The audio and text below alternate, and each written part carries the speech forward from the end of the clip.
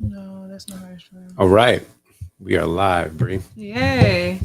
Hey, everybody. Welcome. My name is James. This is my wife, Brianna. Hey, y'all. And welcome to another episode of Me. Montgomery. Oh, what was you about to Oh, say? meaningful monogamy. Oh, me. I wasn't about to mess up. Oh, Montgomery's Okay. meaningful.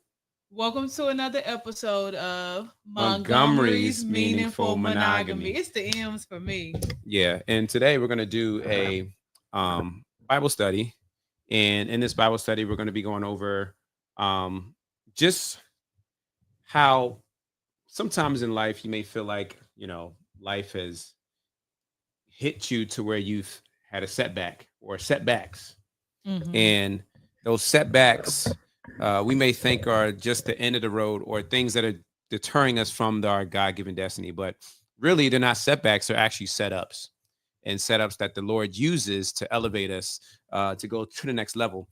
TikTok world, what's going on, y'all? Appreciate you all joining. But yeah, we'll be talking Yeah. about how the Lord really has things set up so that, listen, Mm-hmm. we are His children, and He loves us, but He's Yeah. not going to leave us hanging. Yeah. All right, He's not going to leave us hanging. So, um, well, I just realized that with TikTok, they probably won't be able to see the videos that we put up, so we might just want to just jump right into the Bible study, and then we'll do the Well, reactions afterwards.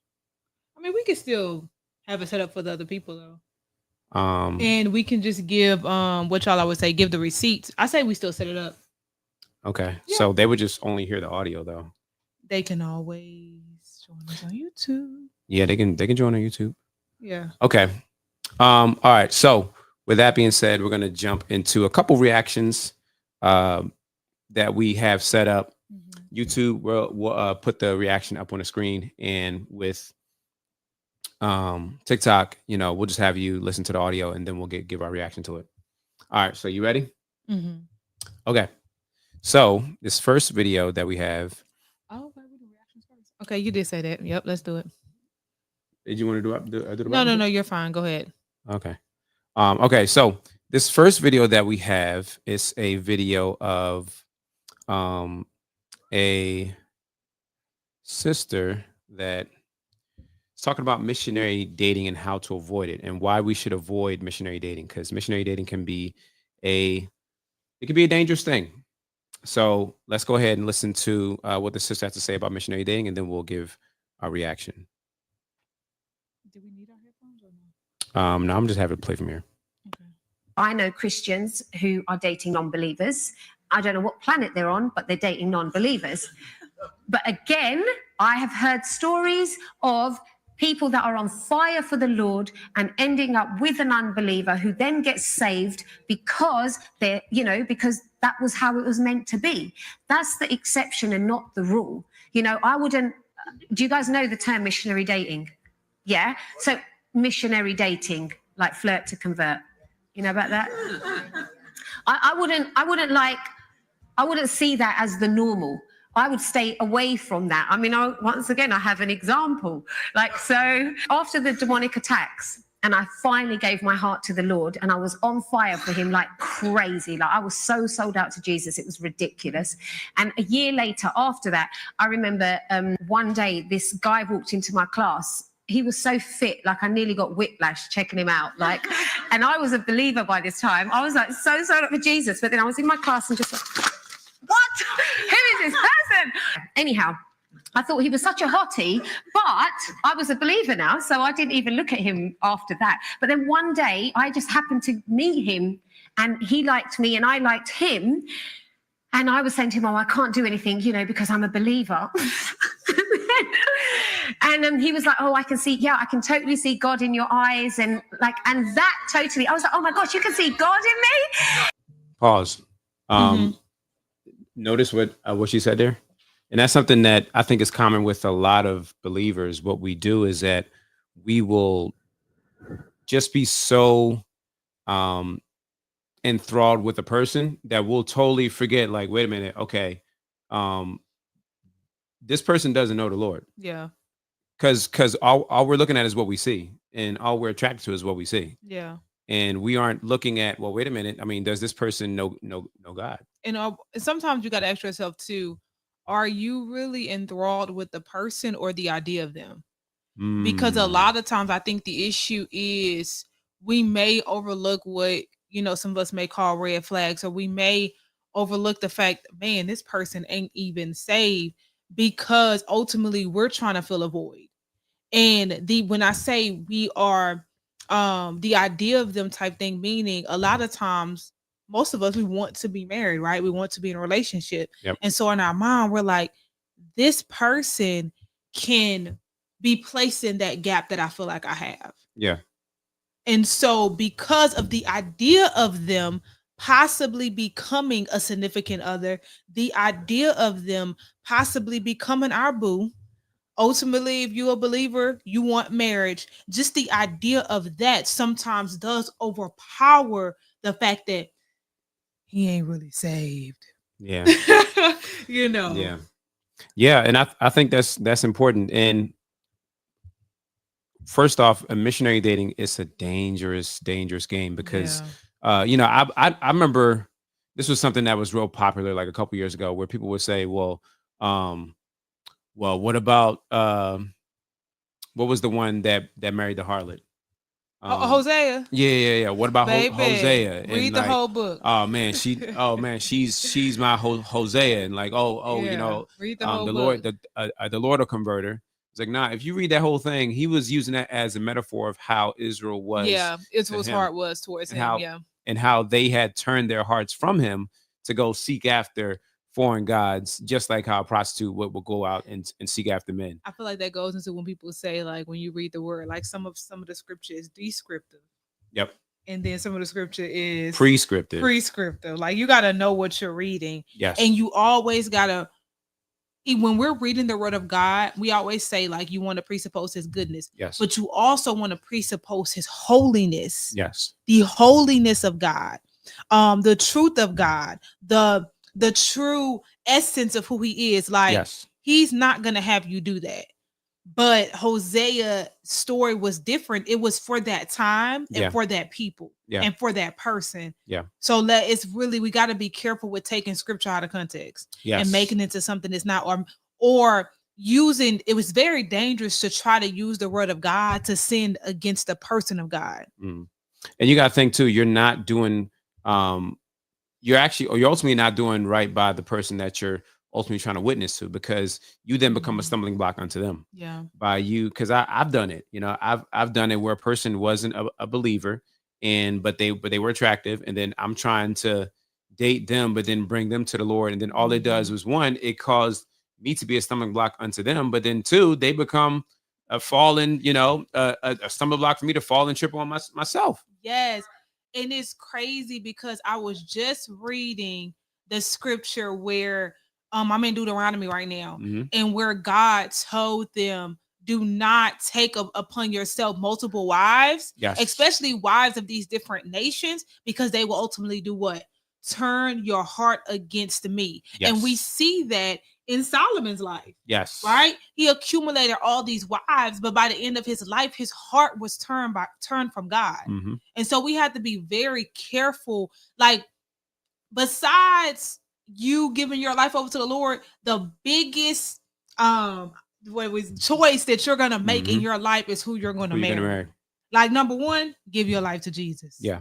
Come into the fold. Number two is that relationship, because at the end of the day, that's somebody you're becoming one with. Yeah. And it's gonna go into, it'll go into the verse. Don't be unequally Unequally yoked. yoked. Yep. And that's true. That's true. So yeah, avoid missionary dating at all costs. And if anything, if you find someone that you're attracted to that isn't a believer, Yeah. you should pray about it seriously. Pray that, one, that you want to honor God first, in Above honoring all. them. You want to honor God by one, just saying, you know what, I just want to just make sure that I'm fully submitted to Him, and then by doing that, you can then be a true witness to them, Yeah. because you can literally mar your witness by you just being a stumbling block for them, by you just not really witnessing them truly. So I think that's important. And then it's like, at the end of the day, it goes back into another key word. We have to use wisdom in all things, right? Because at the end of the day, wisdom is literally a part of the innate character of who God is. So Yeah. we have to make sure that we're using wisdom. Yes. Zaki, appreciate you for the likes, bro. Appreciate you, guy. So with that, we want to jump into our next Appreciate that video that we want to share, and we're going to react to. This is, so that one was about missionary dating. This one is about being equally yoked. Oh, okay. There's a sister, she put up a video about being equally yoked. Equally yoked relationship.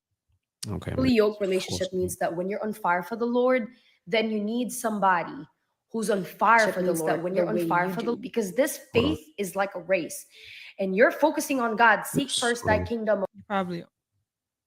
Are you on that other? I think you were on another screen at first for the other one. Yeah, I'm on the screen now. All right, here we go. Ready, go. Equally yoked relationship means that when you're on fire for the Lord, means that when you're on fire for the Lord, then you need fire for the Lord. That's what I'm saying. I think you have Fire for another the Lord screen the up. way you do. Oh, I do? This faith is like a Where's race. the other screen? And you're focusing on God. Seek first thy kingdom of That's the God screen and his that righteousness. because you Right? had So her on a big screen. Yeah, I did. Well, it's gone now. Okay. Huh. So I'm new to all this. Yeah, hold on, y'all. We trying to set up StreamYards and make sure that we setting it up the right way. So we're gonna go here. Boom. And how did you make her big last time?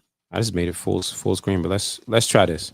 Equally yoked relationship means that when you're on fire for the Lord, means that when you're on fire for the Lord, then you need somebody who's on fire. All right, we'll just go to the next one. That one wasn't working. Let's try this one. God woke me up early this morning. God woke me up early this morning. Something's not right. All right, I'll stop sharing. Whatever you did before was right. All right, here. This is what I'll do. I'll go here, then boom.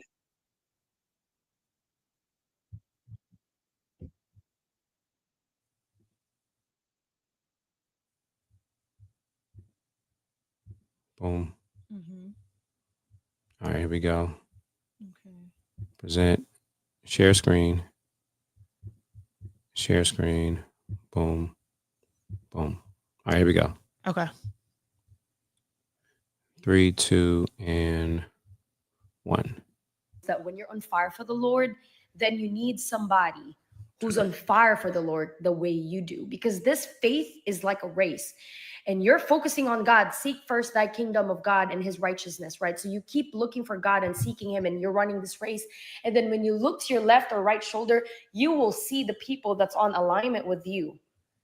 That's the type of people you need to be surrounded or be in a relationship with. If you think about it, if you're on fire for the Lord and you're dating someone who's half asleep in the spirit, that's going to be difficult to navigate, and that's going to cost you to stumble. To give you an example, if you're arguing with your partner or anyone, like a friend who's half asleep in the spirit, who's, I'm going to say, lukewarm Christian, right? Who's half of the world and half godly, and they have not really like walked with God like that. They haven't really had an encounter with the Lord.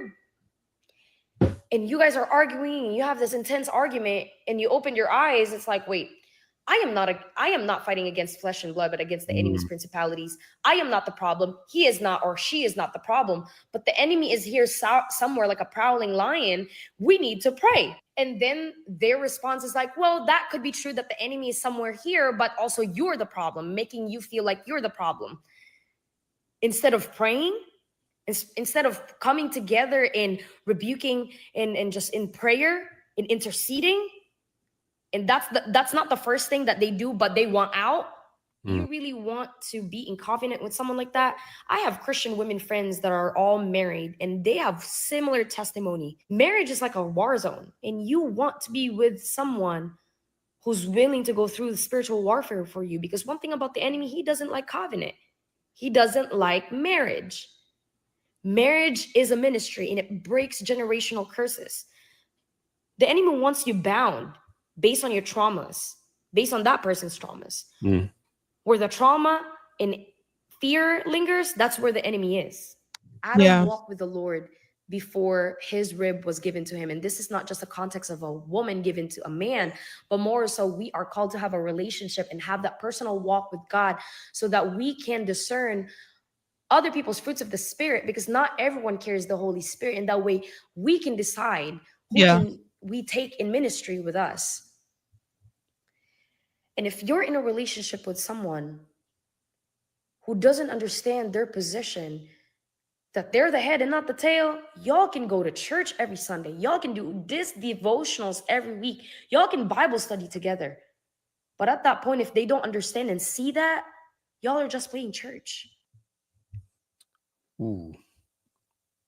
She said what she said and she meant it. So being equally yoked, I think in the context in which she's talking about is, so you're with someone and you recognize that even you both may even call yourselves Christians. Yeah. But you recognize that, okay, I'm called to serve God first. And in calling to serve God first, that we know that the enemy is out to kill, steal, and destroy. So if we're out serving the Lord and something happens, let's say that like, oh, we're dealing with hardships, or we're dealing with trying times, that I'm able to recognize that, okay, this is a spiritual attack. This isn't just a physical thing. Yeah. But then the partner that you're with, if you're not equally yoked with them, they'll begin to say, well, no, it's your fault, or no, it's this, pointing to something, physical, like, oh no, it's because you're not doing X, Y, and Z, or it's because this isn't happening. When really it's like, well, wait a minute. I mean, we got to both see this in the spirit. Yeah. And if you don't establish that within the dating phase, and you jump right into the relationship, that's when a lot of heartbreak and a lot of hardship happens. And it makes sense because it's hard to see eye to eye when you are unequally yoked. Yeah. When if this ain't how it's supposed to be, it's very difficult to do the horizontal. Yeah. When it's because at the end of the day,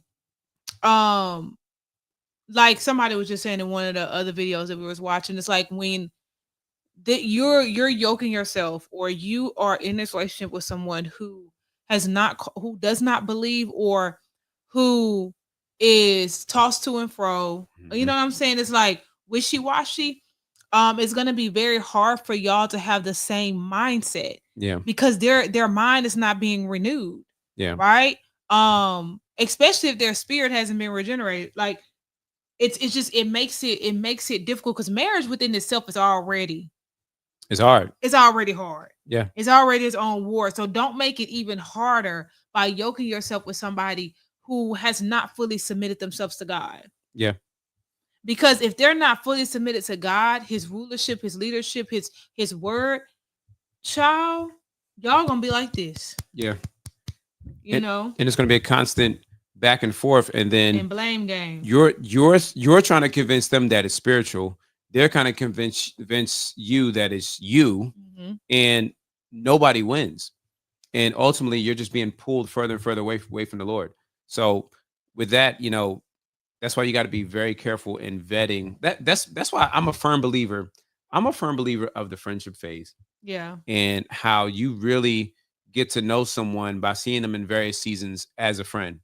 Now, I think what guys do is that we tend to stay in that friend zone. We tend to keep women, and I think sisters do this too. Like we keep that person that's a friend. They may check all the boxes, but it may be the attraction, or it may be the oh, she's not my type, or he's not my type. And so because of that, we keep them in this friend box, and that's all that we compartmentalize that person as. Yeah. Not realizing that on the other side, you're going to need the friendship to maintain and sustain the marriage.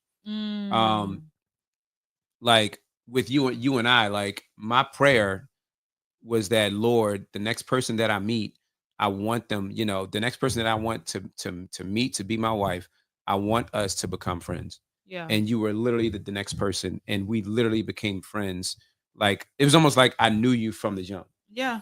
And I believe that I firmly believe, because I've been in the relationships where, you try to lead with romance, and that you can only lead with that with so much. Yeah. Because then it's like you're putting up this hyper, this superless version of yourself, and you're expecting that this superficial version of yourself to maintain over a long period of time, where it's like no one wants to do that. Like, no one wants to do that long term. Yeah. Like, eventually it's like, all right, yo, I'm tired of always putting up this front. Like, I got to be this strong person. I got to be this person that's always the provider, or this person that's always this, is always that, this super romanticized version of myself. I'm not saying that not to be romantic, but it's like, if that's the only side that you're showing and trying to, Be perfect. no, and trying to seek after a spouse, if that's all that you're showing, then I mean, you're putting together a false image, because eventually you're going to become you. You're going to have your guard down to where you're like, you know what, this is who I really am. Yes, Yeah. I have fears. Yes, I have anxieties. Yes, I have shortcomings. Yes, I'm not perfect. Yes, I'm human. Yes, I have flaws. Some flaws, it's just like, yeah, you really got to work on that. But it's like, then the person that you've led along with this romanticized version of yourself, they're like, well, wait a minute, who is this?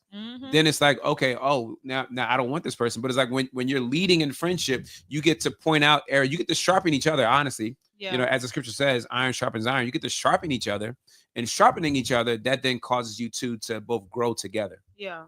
So, and it makes me think about what some people, I know in the world, what they say is like, oh, initially I met their twin. yeah, Right. And so that same mentality creeps into the church. It's like, I'm gonna become this, hyper masculine, or I'm gonna become this hyper fit. Like, I'm gonna become this person, when it's like, at the end of the day, like, you cannot be anything other than yourself at Yeah. all times. yeah, Like, at some point, who you are is gonna creep through. yeah. You know what I'm saying? So why not just be yourself? Sorry. Say it again. No, you're fine. I was just saying, remember what you need to do. Oh yeah. How did I do it? I went. You ready something full screen, I think. Yeah. Here. Then I did this. Screen, boom. All right, there we go. Actually, let's try this. Present. Share screen. Boom. Boom. Share. I'm gonna go. Let's actually try this. No? Is there a way I can crop this? Full screen layout? No. Okay. All right, I'll just do this one. All right. So let's go ahead and play this one. I'm gonna run it back. God woke me up early this morning to share this testimony with you. A man who finds a wife finds a good thing and obtains favor from the Lord. I got married when I was homeless. All I had was my faith in God and my wife who believed in me. After I Whoa, wait. My bad. You ain't listen to this before you played it. It was. Wait, it was a. I remember listening to it, but like I forgot. Like what? Because okay, all honesty, this was definitely my first time watching all of these. Your face. Because I wait, what? I got married when I was homeless. Hey. Listen, the Shondo, Lord, as they would say, Shondo. The Lord will provide. Okay, bro, go ahead and speak. Shondo. I graduate CDL school, God provides a free wedding on the beach. That same day, I called in to the radio station and I won a free honeymoon trip. Wait, what? I landed my first trucking job 3 days after getting married. What? Since we've been married, we make more money together off of one income, stay-at-home wife and a mother, than we did boyfriend and girlfriend. What? Two of us working together. Whoa. Be obedient to God. You could be overworking yourself. God. What? Well, he said be obedient to God because you could be working yourself.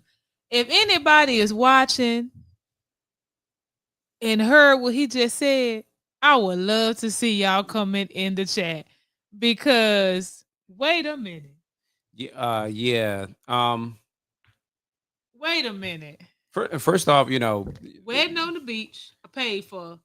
Called into the radio station, got a free honeymoon. They making more than they made separate and only off one income because his wife is a stay-at-home mom. I'm praying that this the math not mathing. Well, that's that God math. First, I hoping that this testimony is true, because that's wild. But if it is, you know, getting married while you're homeless, I wonder how that went down. Like, well, you gotta think about it because who else was homeless? What do you mean? Because I got several people I thought of just now. First of all, I talk about this a lot because I know who y'all probably thinking of, but I'm not talking about him. Cool. Jesus said, "The foxes have holes, and who else? Somebody else have a den, but the Son of Man has no place to lay his head." And so, although for us it was a shock, like, man, you got married while you was homeless. At the end of the day, it's a lot of people out here who homeless or who mean it in the sense of everybody don't have the traditional homes. He could have been living in an RV. Yeah. He could have been like Tyler Perry living in a car. It could have just got real. Like, I know that seems extreme to us. Yeah. But that could have just been a season that he was in. And then God said, what looks like a setback to kind of wheel this into our Bible study topic, that looked like a real setback. You homeless, but I'm actually going to have you get married in the season of your homelessness. And then when you marry this woman that I have sent to you, I'm then going to set her up. I'm then going to set it up. I'm then going to set it up. Set y'all up in a way where she ain't even gotta work, and y'all making more money than y'all ever made separate. Now that y'all have taken me upon my word, because he said in the beginning, he who finds a wife finds a good thing and obtains what from the Lord? Favor. So really, she was the one that leveled them up from being homeless to now making more money than they've ever made because they chose to obey who? Because they chose to be obedient and obey God. So when God says favor, does he mean favor? Fellas, if you want to level up, and especially, you know, in all areas, listen, find you a good thing. Yeah. Trust me. And stop believing people who be saying ain't nothing in it for the man in marriage. God said, he who finds a wife finds a good thing and obtains favor from the Lord. Stop listening to people when God already said, when I give you that good thing, when I give you that wife, you will obtain favor. God don't lie. Yeah. What the Bible say? Let God be true, make every man a liar. Everybody that's in your ear talking about, man, ain't nothing in it for us. Walk away from you're a liar, because God said. Yeah. And so I'm gonna go to the next one. That one was really good. I wasn't like some of these I just like pulled up because I was like, oh yeah. I heard like the first maybe like 30 seconds. Oh, okay, that's not good. Let's go ahead and I didn't really like look at the full one. That to rewatch this. That one face was priceless when he said I was homeless. that caught me off guard. I'm sorry. That like legit threw me for a loop. Okay. God could do anything. He can. He literally can. Remember how to do it. Okay, this one is breakups and divorces. So let's go. Boom.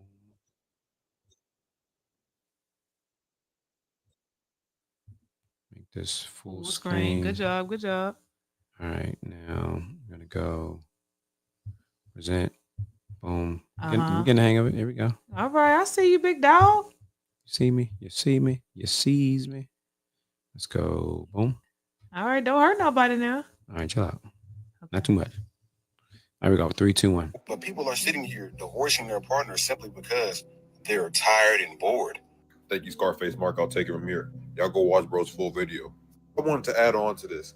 People are so comfortable divorcing when they get married.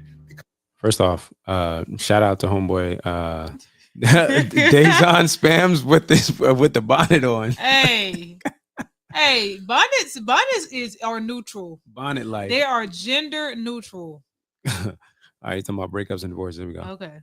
because they were so comfortable breaking up while dating. Now, hear me out. When people are dating or in relationships, boyfriend, girlfriend, whatever, right?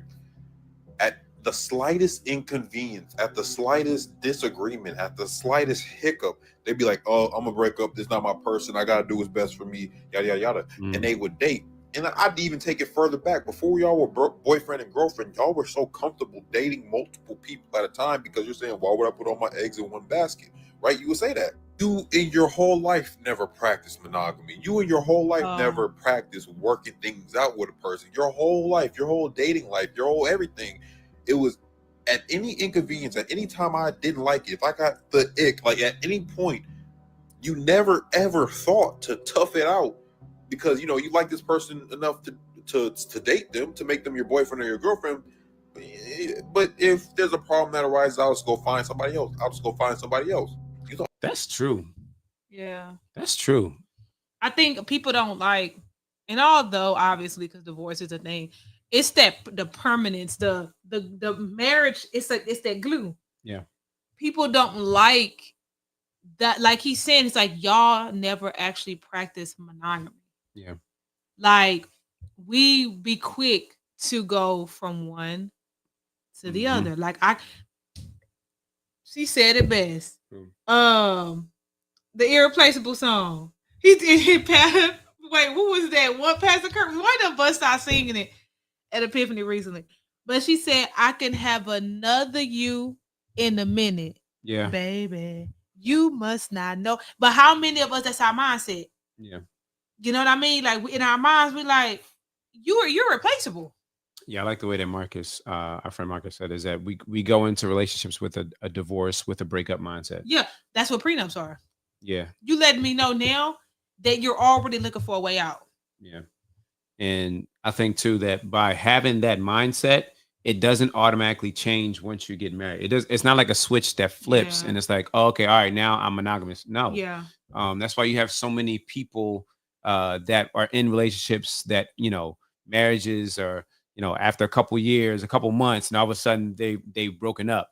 Marriage hasn't even gone through a year or like 1 year, 2 years, 5 years, and then all of a sudden they've broken up because they haven't taken that time to really have a mindset of becoming monogamous. They're so used to just, oh well, if I don't like this, I'm just going to switch it. If this person if this person doesn't text me back fast enough, or I'm moving on. Somebody who does. I'm if this person doesn't say the right message to me, or I'm moving on. If this person doesn't do the right thing for me, or if he doesn't fit my type or whatever, I'm moving on. So having that mindset, even while you're dating, then that doesn't go away once you then, okay, I found somebody, we're in a relationship, and now let's go ahead and go into however marriage. You have trained your mind, however you have trained your body, because the monogamy is not just a mindset. We don't realize how we're even training our bodies as well. Like if your body is used to multiple, it's gonna be very hard for you to then be just with this one. Yeah. Because you have trained your body to receive or to enter into multiple people. Yeah. Like it's more than a mindset. Yeah. Like like some people say, like you gotta you gotta purge yourself of all that. Like you really got to prepare your mind, body, soul, spirit to walk into true covenant, a covenant that is honoring God, a covenant that is a reflection of Christ in his church. Because like Jesus was real big with that. Don't quote me because I don't remember what book, but the scripture was like one body, one baptism, like one body, one. Like God was showing us like one fellowship. Yeah, come on. I think that's important. Yeah. All right, let's go to the next one. Oh, you want to jump right into the website? No, you fine, whatever. You sure? It's 9 o'clock. I'm just letting you know. 9 o'clock, y'all. How many were you planning to do? Oh, the ones that was on the list. We had. How many was on the list? We got 1, 2, 3. All right, child. Oof. All right, you know what? Let's actually do 2 more. So These two. I remember your steps. All right, let's do these two. It's late, y'all. All right, so let's go to this one. I'm gonna go here.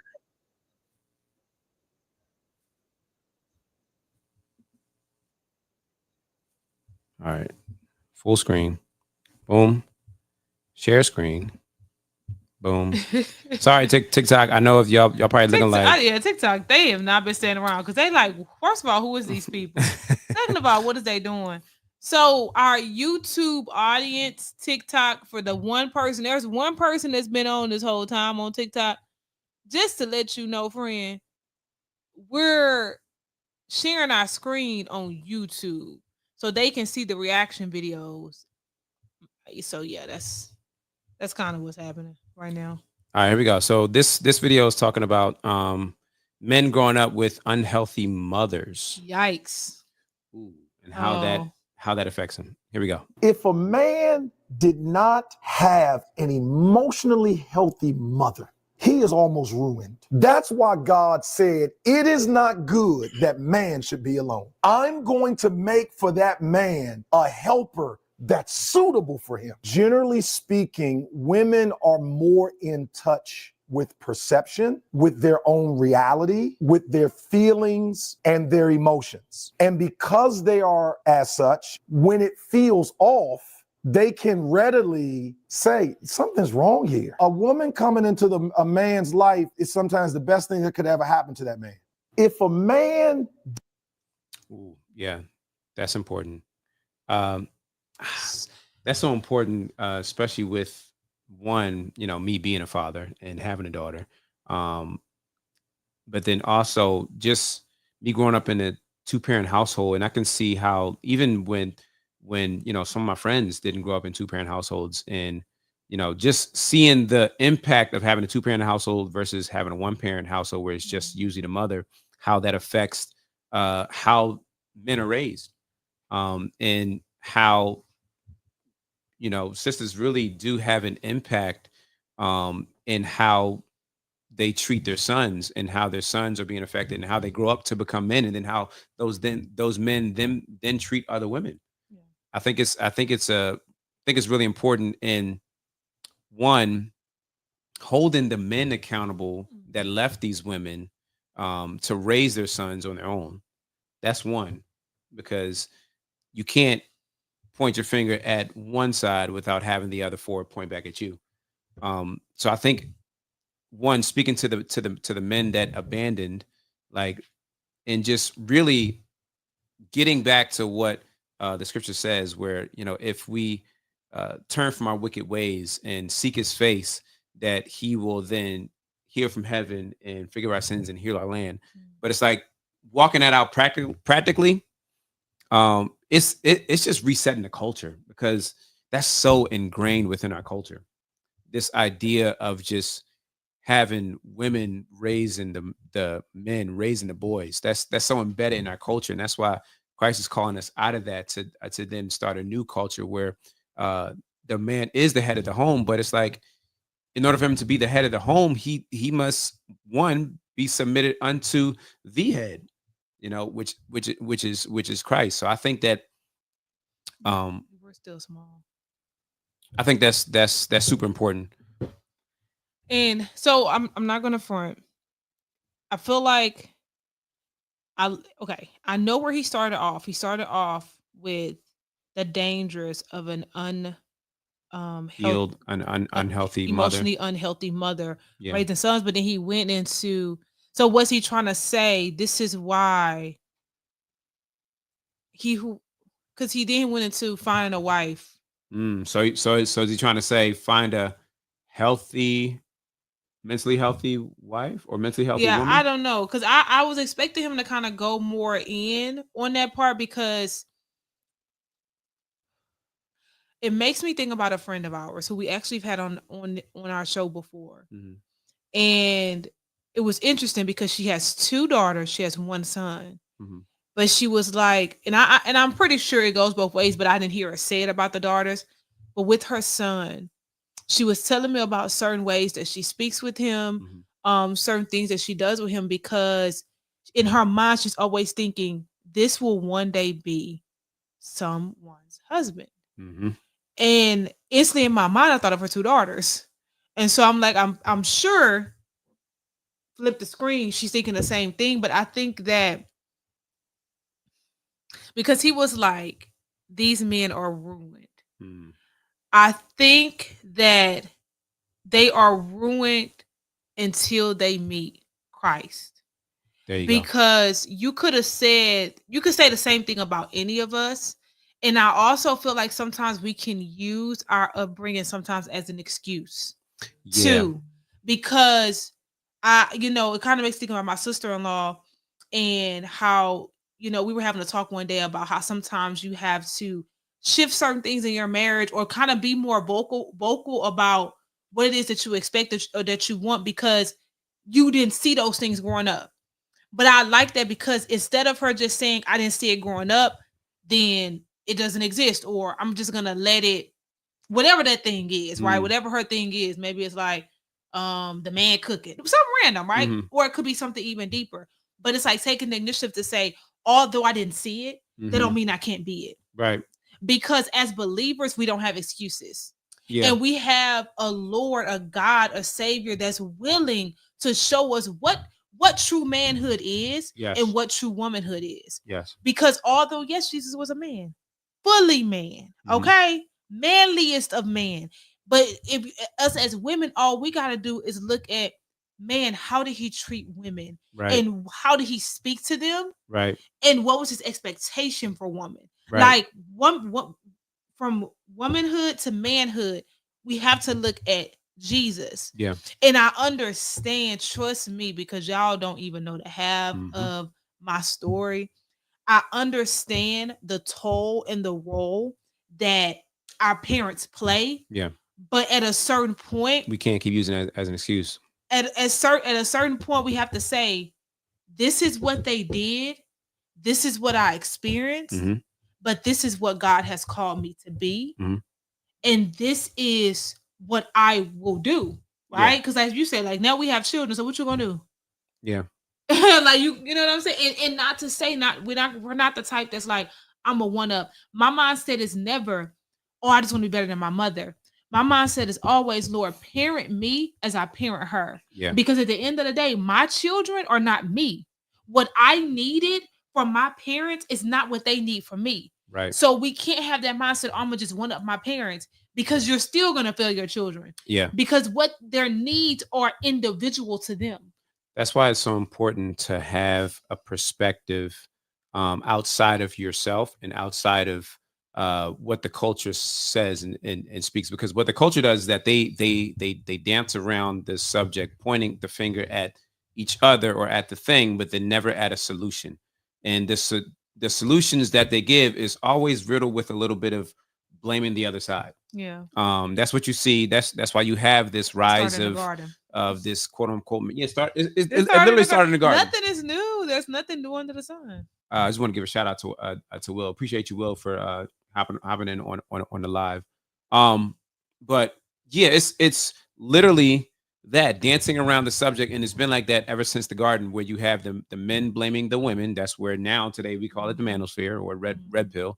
And then you got the women blaming the men. That's where you call extreme modern feminism, stuff like that. And it's like no one is coming up with the solution outside of putting the pointing finger at each other. That's where Christ comes in, and it's like, well, wait a minute, he's the standard. Yeah, we got to look at well, what's the standard on these moral issues of how women should be treated, how men should be treated. Look at Christ. How did he treat women? Yeah. How did he treat brothers? What was his stance on these things? And then that's the other one in whom we follow. And one thing that just popped in my head, because specifically he went into marriage or like the family unit, and one verse that just like dropped in my spirit that I think that will bless any relationship, from husband and wife, mom and child, whatever. It says, the Bible says, outdo one another in honor, in service. I think that if our goal ultimately, right, we're serving him, we're doing things to honor him. Yeah. And if we're doing that, if we got this good, that honor and that service should then flow out of us. Yes. And so I think that we will see a shift, even if you were somebody, you know, I feel like a lot of us experience. Okay, I ain't trying to put us all, but you know, the black household was real. One of the main things that I hear a lot that we all pretty much heard was what happens in this house stays in this house. Stays in this house, That yep. was very unhealthy. Yep. So a lot of us in some way experience things that were unhealthy growing up. But I think when we then take that for what it is and go to Bible and really take God upon his word, we'll see a shift. Yeah. And my my charge, my charge to everyone that is listening is, in your marriage, in your parenting, in your relationships with your parents, regardless of how they may be, do your best to outdo one another in honor and in service, and you will see a shift. Yes. So switching gears. Yeah. Going into our study. Why y'all really tuned in for tonight? Why we really decided to tune in. Looking at when you're going through life and you may face troubles, you may face setbacks, and life gets real. Yeah. The question then becomes, is this a setback or is this a set up? And this is tonight's Bible study that we're going to go through. We're going to look at 2 biblical figures that is going to walk us through how we can then navigate in life, deciding to trust God in the midst of the setback while he's setting up what he has for us in the future. So have you ever been in a situation, you know, I know me growing up, my dad, he was a huge baseball fan. You know, baseball was something that was in our home. Baseball was life. Baseball was literally life. From me playing it to him playing it, everybody played it. And life can come at you just like baseball. And one thing, when I was playing ball, I was always afraid of the pitcher that was wild, and he threw all kinds of crazy pitches, right?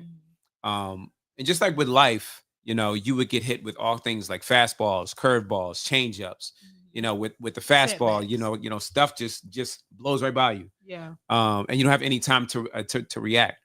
The curveball is like you don't expect it coming, and you got to adjust. And the next thing you know, your knees are knocking, and it can catch you off guard. Yeah. And then the changeup, you're expecting things to speed up, but then it slows down. The changeup is that pitch that comes in slow. We're expecting it to come fast, and it just rolls in slow.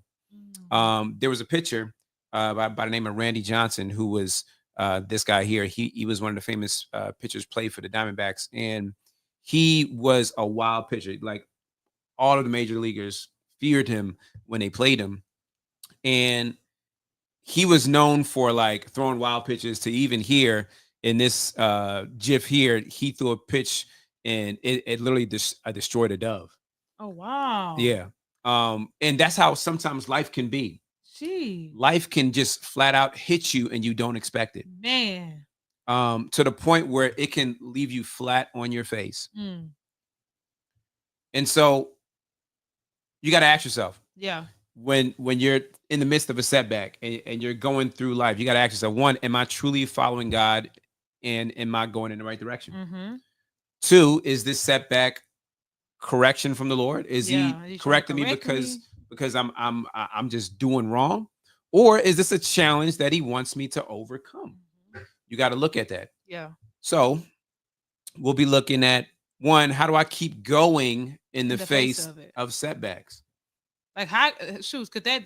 I mean, the dove, man, that dove illustration was kind of wild because that was all she wrote for that dove. Yeah, and if we aren't careful, we could think that that's all that she wrote for our lives. Yep.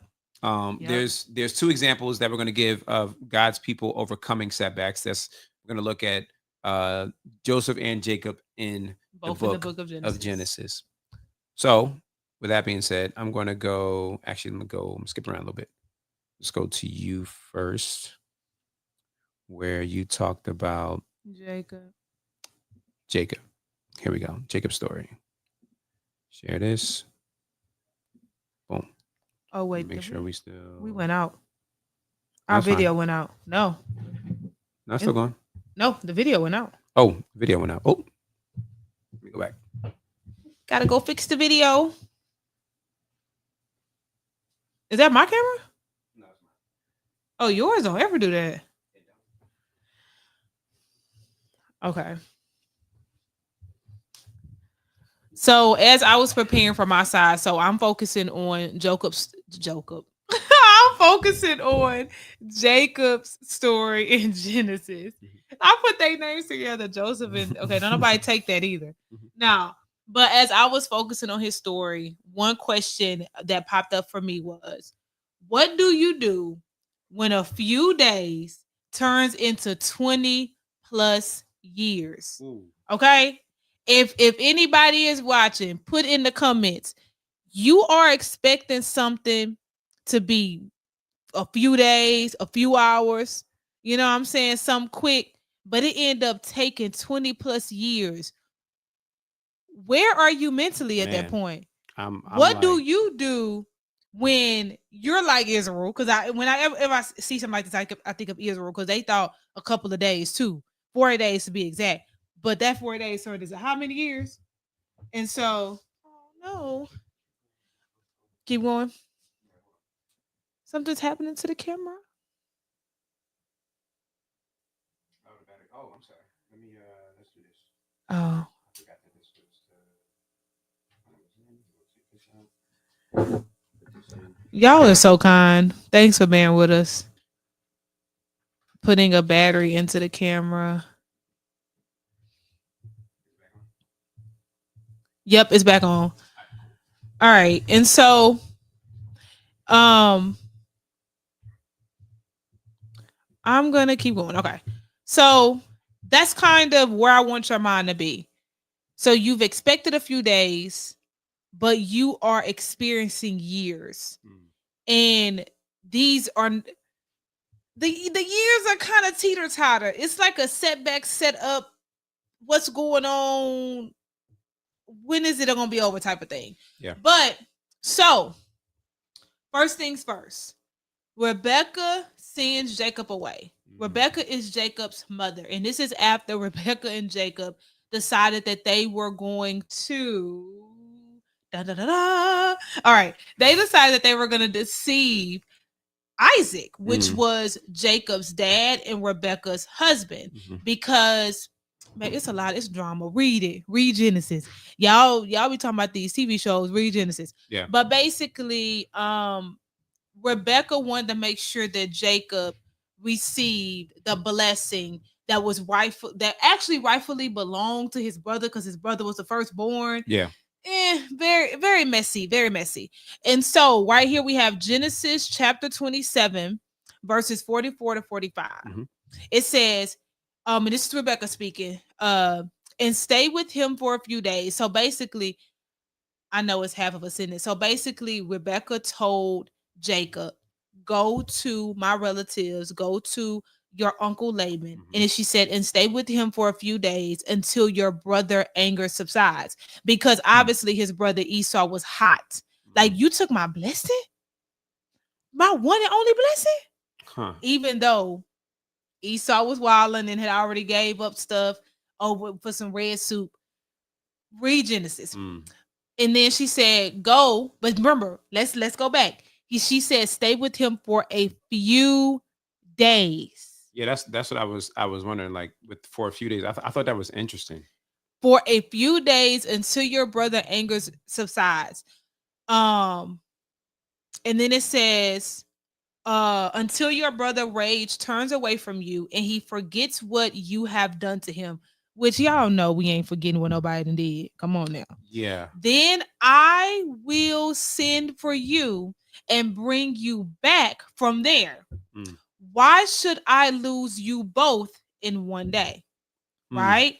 Because what had happened was Esau wanted to kill Jacob. He was out to kill him, yep. Okay. Esau was that bad. He was like, you know what? You took my blessing. I'm gonna take your life. That's how he felt like that was the collateral. So that's kind of where we are in the story. So then So I labeled this part of mother's love. Oh, it's in my way. I'm sorry. I forgot we was on there. Can we Go do ahead. that? I apologize, y'all. Okay. So I labeled this part a mother's love because sadly, this and of course Jacob or Rebecca probably didn't realize this, but this was gonna be their last conversation. So her sending her son off like this was the end. So like I put, sadly, Jacob never saw his mother again, right? But during this seasons of setback, because y'all about to see, it seemed like a setback. Mm. But Jacob was blessed by God and he experienced great increase and possessions. Mm. Now, so we saw he had his conversation with his mother. I, let y'all know right after then they never saw each other again. Right. I also gave y'all a glimpse into the fact that he was definitely being set up, but it looked like a setback, and I'll tell y'all why.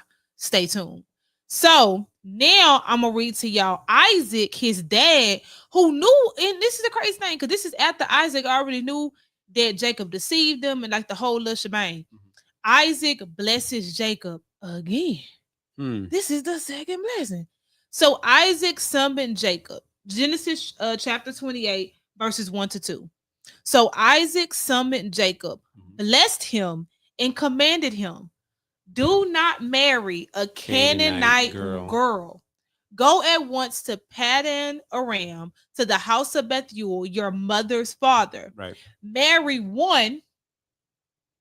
I'm gonna read that again. Marry one. Marry one. I just not got that. Whoa. Okay, because Isaac believed in what? Monogamy. Isaac had one wife. One wife. He wanted a few because the rest of them was wild. Dang, I just caught that. Wow. Isaac had how many wives? One wife. He told Jacob to get how many? Marry one of the daughters of Laman.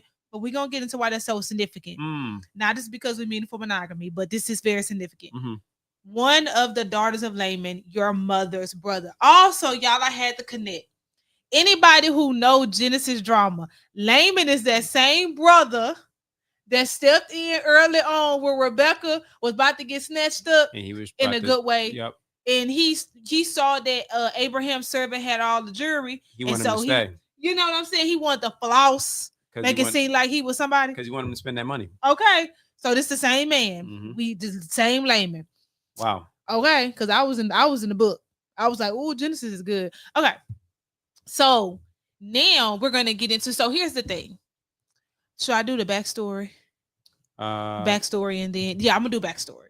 So let's look at this experience. So you have your mother that sent you away, your father that sent you away. Y'all tell me why I had to look this up. So in my brain, all this time, I'm like, Jacob gotta be a teenager to be out here deceiving his dad like he did with his mama. And just how everything is moving, it's giving teenager. Jacob was 63. 63? When Jacob and Rebecca came together, first of all, it's all dawning on me. So he's okay. I'm not judging him. This is no judgment. Him and Esau was still living with their parents in their 60s. That's neither here nor there. I don't even know what that matters. But when they did this whole deceiving and trying to get each other's blessings, they was in their 60s. So this is a grown man. This old people drama. And for everybody out there that's well off in age and like, where my Boaz and where this, Jacob is 63 years old, about to go to his mama's relatives to find a wife. Yeah. So let's talk about the experience. So he leaves from his father's house and he's headed eastern, like the eastern country. He ends up in Haran. And we know Haran is where God called Abraham from. So Haran is where his family is at, where everybody originated from. Right. So Jacob minding his business, he sees some fellow people. He say, hey, brethren, I'm looking for such and such. They at a will, they doing da-da-da. Then Rachel walk up. Jacob Jacob was just like ta-da-da. He said them hips, them thighs. Okay, Jacob, in my lips, mind, them eyes. Jacob responded how Adam responded. Yeah. Bone of my bone. Flesh of my flesh. flesh. Of my I flesh. done seen this woman. Okay, so he see her. Then he realized, oh, and he cried because he was like, this is my people. Yeah. Like he in his mind is kind of like, because he earlier on, you see how he was kind of wrestling with God in a sense, not the true wrestle, because he actually did wrestle with God, but more in his heart of like he didn't know for sure if his journey would be blessed. Like, am I really gonna find a wife? Like, Right. it was just that uncertainty. So to have it happen like it did, almost kind of how it happened for his dad, Yeah. was kind of like he wept. So he sees Rachel, he realizes who Rachel is, he weeps, he meets Laman. So instantly he like, now what I gotta do to get Rachel? Yeah. Because whatever I gotta do to get this thing right here, I'm gonna do it. This man, and then Laman was like, oh, it's better that I give my daughter over to you than some little hoodlum out there. Mhm. So he was like, you name your wages. Jacob, remember, a few days, Jacob said, I will serve you for 7 years. 7. He served 7 years, but here's the kicker. When he served these 7 years to have Rachel hand in marriage, he said it felt like a couple of days. So really, that wasn't really a setback for him. For him, that wasn't a setback. No. So y'all like, all right, that's giving setback. In his mind, this was a setup because he like, I'm gonna have Rachel at the end of these 7 years. It ain't feel like nothing. It aligned with what he wanted.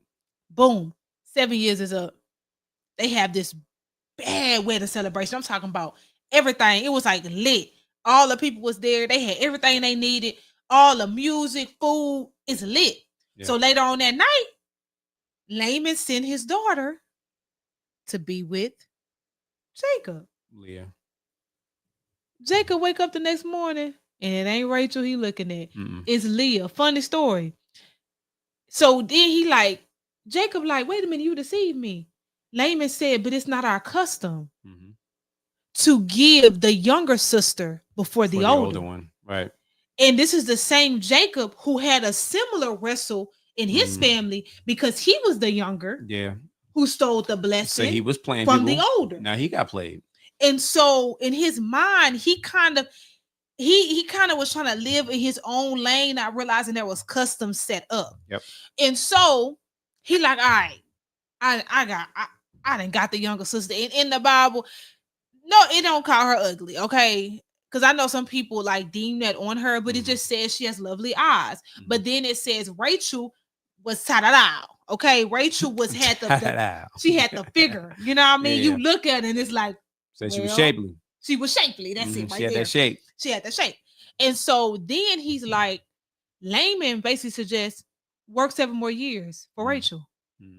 But this time it didn't say those 7 years felt like a couple of days. No. This was his very first in his heart, what he saw as a setback. Yeah. So now what felt like a few days has truly turned into 14 years of him serving his uncle. When his mom saw him go away for a few days, his mom also said, I'm going to come and get you. He never saw his mama again. No. So let's get into this. So he has those 14 years. He finally gets, he got everything. He has Rachel, he has Leah. There's some more drama with barrenness and all that. Y'all got to read it. Read it for yourself. It's good. It's better than any show that you watching on Netflix. Trust me. So then he had to do 7 more years, and not necessarily for anybody hand in marriage, but God was really setting him up to not just have a family, a lineage, but also to have possessions. And so, as you will see in Genesis chapter 30, verses 41 and 43, what was happening was him and Laman was going back and forth, and it was like anytime Laman would call out a certain type of sheep, that would be the sheep that he got, and then Jacob would get the rest of them. But every sheep, like it could be spotted, it could be plain, whatever Laman called out was always few. And so Jacob just kept, like his possessions just kept growing. Like he was just blessed on top of blessed. So it says, whenever the stronger of the flock were breeding, Jacob placed the branches in the troughs in full view of the flocks, and they would breed in front of the branches. As for the weaklings of the flock, he did not put out the branches. So it turned out that the weak sheep belonged to Laman, and the stronger ones to Jacob. Right. And the man, meaning Jacob, became rich. very rich. He had many flocks, female and male slaves, and camels and donkeys. Yep. And so now we're getting into what, almost 20 plus years of serving somebody else, 20 plus years of being under somebody else's household. Mm. But he acquired so much. And so what looked like a set, because you don't see, like that first 7 years, he was like, it felt like a few days. You ain't hear that no more times. Yeah. It got to a point where he was like, okay, I got to split from this man. Yeah. Like, it wasn't easy. So I can only imagine his heart at some point after the first 7 years. It's like, Lord, what you doing? Yeah. My mama said a few days. My daddy said I would be blessed. And so it probably felt a certain way. Like, it probably felt like, man, this is a setback. When ultimately, when we look at the life of Jacob, when we look at the fruit physically, the fruit spiritually, the fact that we still talking about him today just shows that God was setting him up for something greater. God was setting him up for something kingdom. Because the goal is kingdom. The goal is for God to get the glory out of our lives. And you literally see that in the life of Jacob. Wow, that's big. That's big. And that rolls right into the second part of the story, which is his son. His son. His favorite son. One of his favorite son. Let's be real. And his favorite son being Joseph. Now, Joseph, he was the son of, that was the dreamer. He had dreams in which he would, saw himself bowing, saw his brothers bowing down unto him through And different his mom methods. and dad. And he thought he had these big dreams that he was going to do great things and that he was going to be great. And in doing that, Joseph, he thought that, okay, hey, look, if I share this dream with my brothers, that cool. I mean, everything would be good, right? Wow. And so Joseph had a dream in Genesis chapter 37, verses 5-8. It says, then Joseph had a dream. When he told it to his brothers, they hated him even more because they already didn't like the fact that he was Jacob's favorite son. Yeah. Or at this time, Israel, that he was Israel's favorite son. But then on top of that, now he also gave him what was called a coat of many colors. Yeah. He had this real nice dripping coat, that had all these different colors on it. And then he would send him out to spy on his brothers. Yeah. It was ghetto. And so on top of that, now he's having dreams that, I'm going to be the one that's on top and everybody's going to bow down to me. So it said, he said to them, listen to this dream I had. He said to them, listen to this dream I had. There we were, binding sheaves of grain in the field. Suddenly my sheaf stood up, and your sheaves gathered around it and bowed down to my sheaf. Are you really going to reign over us? His brothers asked him. Are you really going to rule us? So they hated him even more because of his dream and what he had said. And this is something for anyone that if you ever get a position where the Lord has shown you something, you got to be very wise in whom you share that vision or that thing that the Lord has shown you. Sometimes it could be just for you, or it could just be for certain people at a certain season. Not everybody can handle what the Lord is called upon you to do, and at the time in which He's called you to do it. Some people may look at it as they may look at it with contempt. Yeah. Just like here with Joseph and how his brothers looked at what God called him to do and his purpose in life with contempt. Yeah. So what happens? Joseph, in this dream, he's dreaming that one day that he would reign over them and have dominion over them. But he didn't quite know what that would look like. So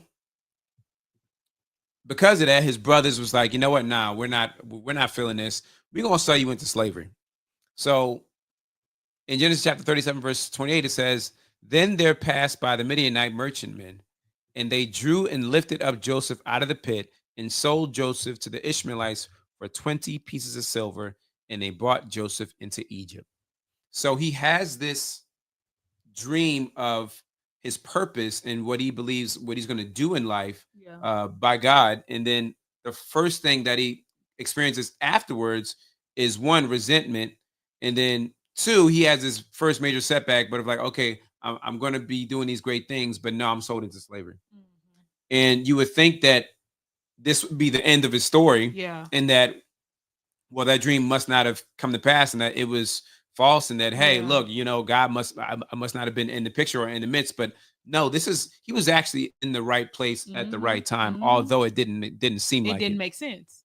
It didn't make sense, because when Joseph, when he was in Egypt, he then became elevated in his status. Because why? He worked for Potiphar. Two, he lived in luxury. And by him doing that, he had a mindset of okay, well, I'm in this position, I might as well serve in this position well. Yeah. So how did that look? In Genesis 39, verse 1-9, it says, now Joseph had been taken to Egypt. An Egyptian named Potiphar, an officer of Pharaoh, and the captain of the guards brought him from the Ishmaelites who had brought him there. The Lord was with Joseph. Listen to this. The Lord was with Joseph, and he became a successful man, serving in the household of his Egyptian master. Verse 3. Pause before I go to verse 3. Look at what the Lord just said. The Lord said that he was with Joseph, and he became a successful man. How? Serving in the household of his Egyptian master. Okay. He became successful. Bro, Jacob, oh man. He became successful in serving. And so did Jacob. Jacob served those 20-some years. They became successful in serving. Something that we don't like to do. No. Verse 3. When his master saw that the Lord was with him. Oh, okay. And that the Lord made everything he did successful. What happened? Here's what happened. Tell the story. Joseph found favor with his master and became his personal attendant. Now, wait. So he got the favor, but he didn't get the favor from the master because he already had favor from the ultimate master, which is the Lord himself. Come on. And the Lord gave him favor in a place where it wasn't meant to be favorable. By him being in that pit, by him being in Egypt, that wasn't a place that was favorable, but he was. See, here's the thing about favor. Yeah. Favor is with the one who gives it, and that's God. So regardless of where you are, you can be in the most unfavorable position. Unfavorable. Okay, well, I'm 30 and I thought I was going to be married at this time. That may be I'm 63 unfavorable. and I'm going to go find me a wife. Or I may have lost my job and I'm now having to apply for, unemployment. Yeah. These may not be favorable positions. Yeah. But that doesn't mean that you're without favor because you're with the one who gives favor. And he's setting this up for Joseph so that he can then be a blessing unto his brothers later on. It says Potiphar also put him in charge of his household and placed all that he owned under his authority. You want to say something? It makes me think about when they said, your gift will make room for you. Yeah. This is literally his gift of serving. Yep. Making room for him. That was his gift. His major gift was in serving. The Lord blessed the Egyptian household because of Joseph. Sometimes we can be in positions where we think that, oh man, I want to get out. Yeah. Oh man, I want to get out. This is such a setback in my life. But you do not realize that not only is the Lord blessing you, but the Lord is blessing that environment in which you are in, which you think is a setback and keeping you from your God-given destiny. Yeah. But then really it's right. Your God-given destiny is right there in that season doing the serving. Yeah. And think about it, if you desire marriage and you desire to want to be married, you have to have a mindset of being a servant. Because that's all marriage is. Outdo one another in honor. It's sanctifying in its service. Yeah. Like serving your spouse. Even when you don't feel like it. So if you're in a season where, let's say you're single and you're in a season of serving, it could be family, it could be friends, it could be after church, it could be on your job, wherever you're serving, listen, embrace it. Yeah. Because it's a part of your sanctification and it's a part of the place that God is calling you to be. Verse 6. He left all that he owned under Joseph's authority. He Mhm. did not concern himself with anything except the food he ate. Now Joseph was well built and handsome. So Okay. that's all he left him with, you know. Yeah. So Joseph had favor from the Lord, Mhm. favor in Potiphar's house, and favor in a place that was considered a setback. Yeah, definitely. So from there, Joseph gets tempted.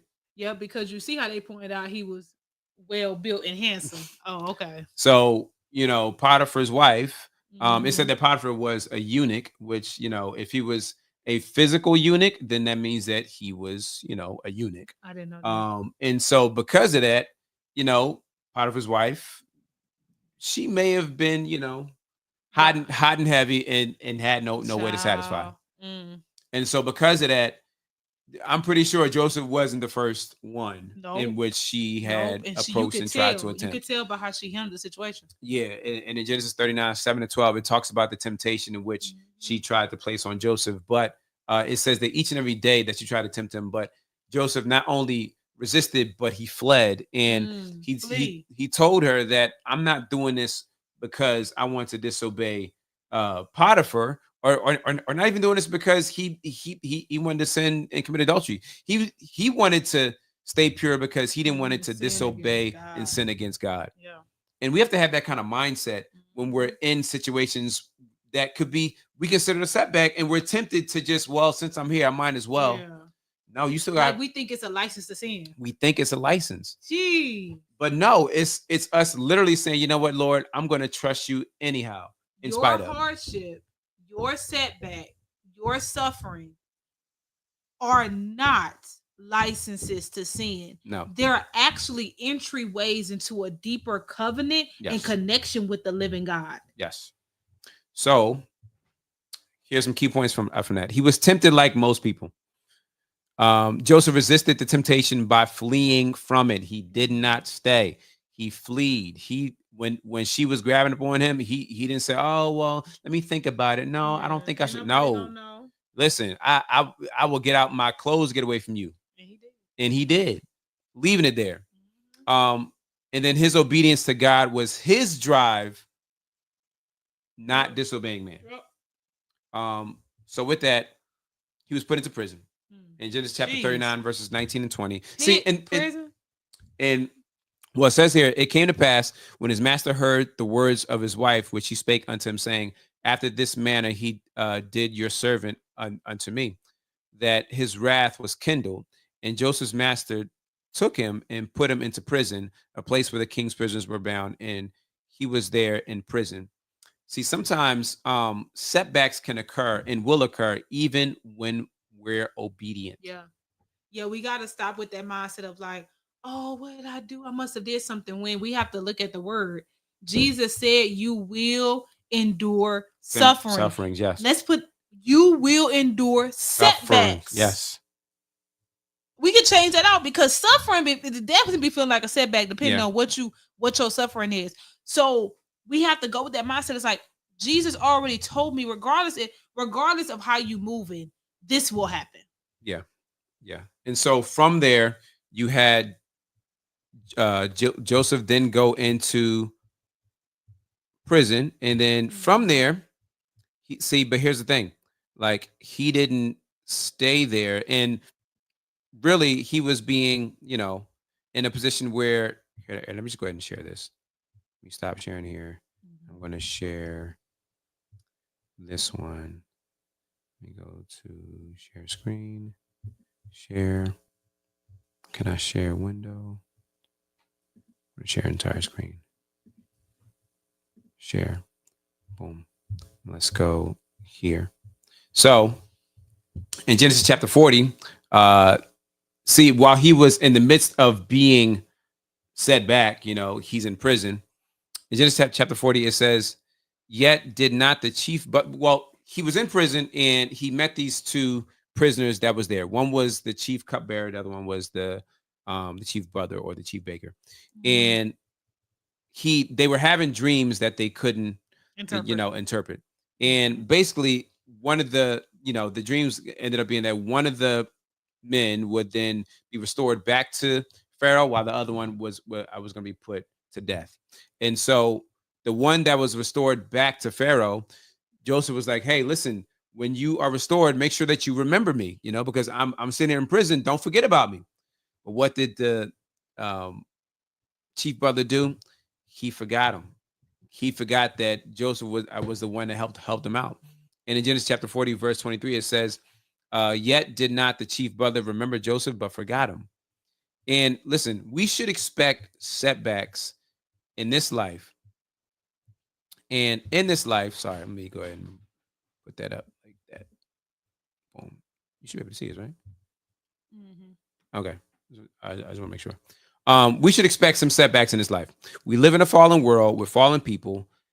No story more vividly illustrates this principle for dealing with setbacks than the story of Joseph, the son of Jacob, as told in Genesis. Mm-hmm. In spite of his dream of greatness, he experienced crushing setbacks by being sold into slavery by his brothers, framed as a rapist by Potiphar's wife, and being forgotten by the cupbearer whose dream Joseph had properly interpreted.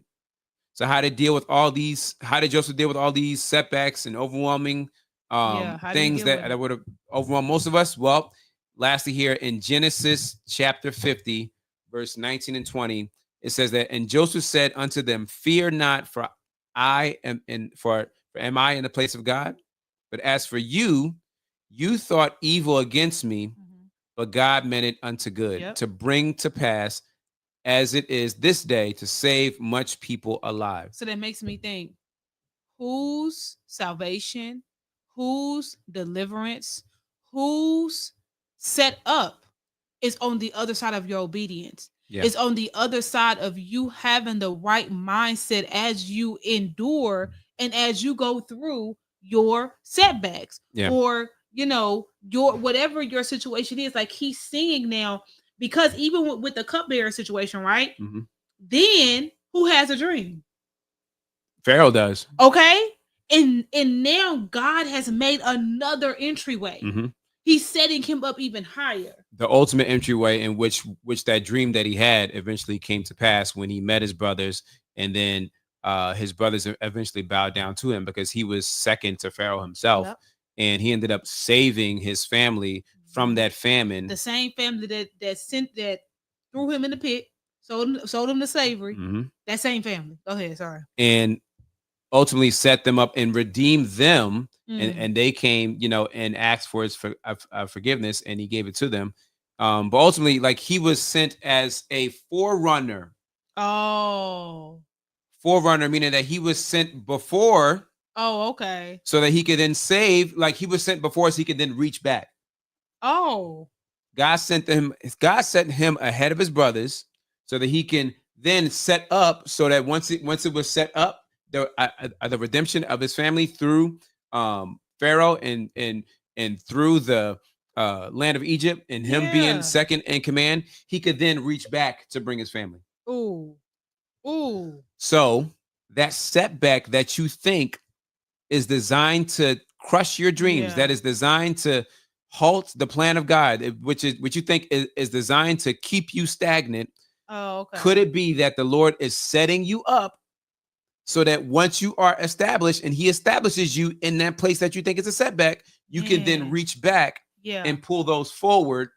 But you gotta have the right heart posture. Yes. Because although he experienced all of this chapter that my husband just read showed us that his heart, he didn't allow his heart to grow weary, basically. Yeah. Because how many of us would have went through all that, would have got exalted, and would have been looking at our brothers like, yeah.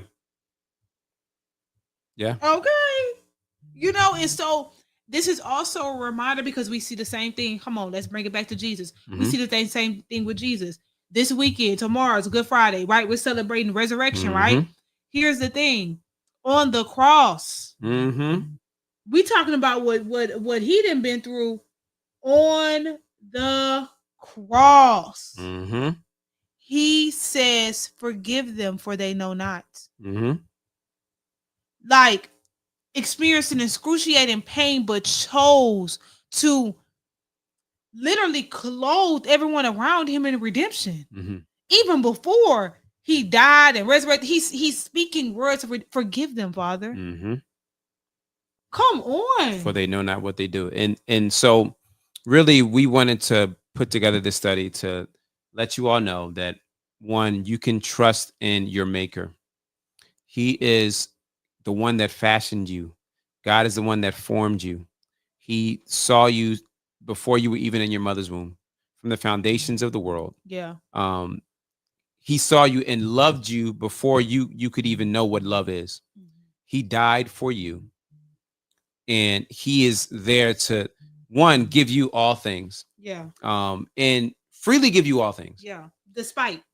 In spite of. In spite, because y'all know what I always say. He didn't die for a yes or a no. He died for a maybe.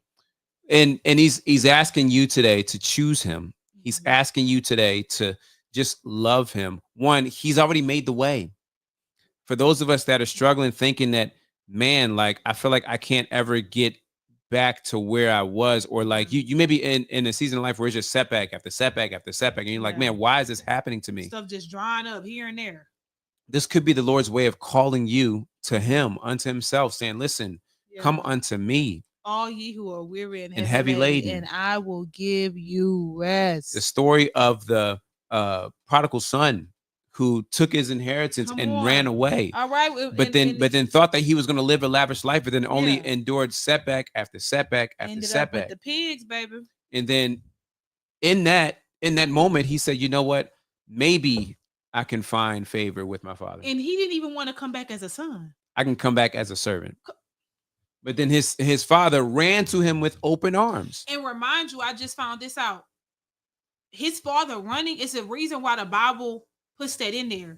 The way that they dressed back then made running very hard. Yeah. So for his father to run to him, that was very significant. Yeah. So your father is running to you with open arms, waiting for you to return to him. Yep. Listen, the setbacks, he allowed it so that he can then set you up to be closer to him. Oh, okay. So we wanted to just share that. We appreciate you all for joining live. Appreciate you all for checking in with us. Appreciate you all for just tuning in with us. So we're going to just end it here. Okay. We want you all to just share this, share this word. Subscribe. Please subscribe. Those that, haven't subscribed. Also, I don't know if y'all seen it, but we got Meaningful Monogamy merch. Got the merch. If you would like to be interested in purchasing one of our shirts, marriage. Make marriage meaningful. Meaningful Monogamy. Got and on the back. Scripture on the back. Yeah. It says bringing meaning back to marriage. Yep. So if you are interested in purchasing that, you can check out our website with the link. We'll post that in the description. But yeah, with that being said, we want you all to go out there and make tonight meaningful. Peace, y'all. All right, y'all.